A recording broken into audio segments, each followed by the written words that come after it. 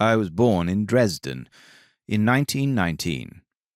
The end of conflict is an aphrodisiac like no other, and to it I owe my existence.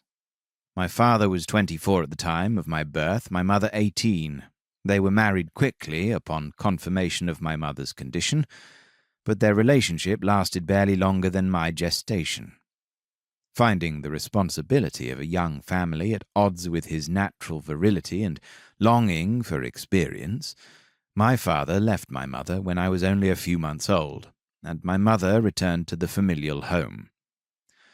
Her own father had died in the war, but her mother, my grandmother, remained.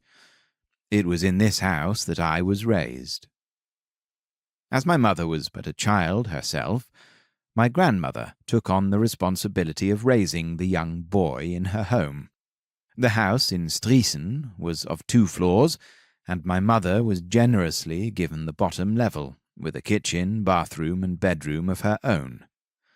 My grandmother and I resided on the top floor, where we had our own living quarters, everything that my mother had below, but with a study, a playroom, and a balcony in addition. The washing facilities were on the ground floor, and in exchange for our room and board in the home, my mother was given the task of taking on this part of the household upkeep.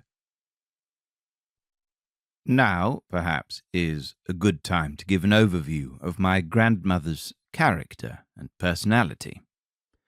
She was 51 when I was born, a practical woman. She had waited until her early 30s to marry, and she considered my mother a frivolous fool for bringing a son into the world when she had neither the means nor the maturity to raise him well.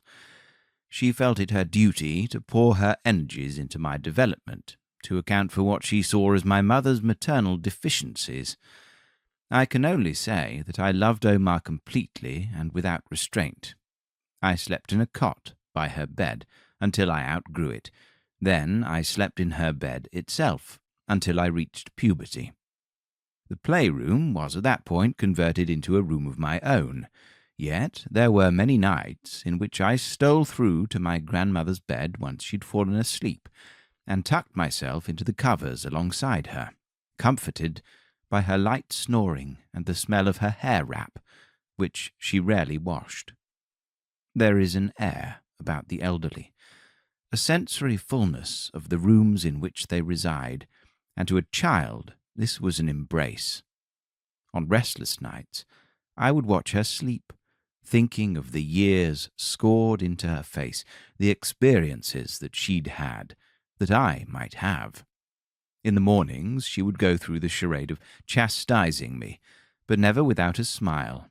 She slept more soundly with me at her side. Omar was a tiny individual, previously strong, then withering and thinning, very aware of the ways of the world and the darkness and the light within it.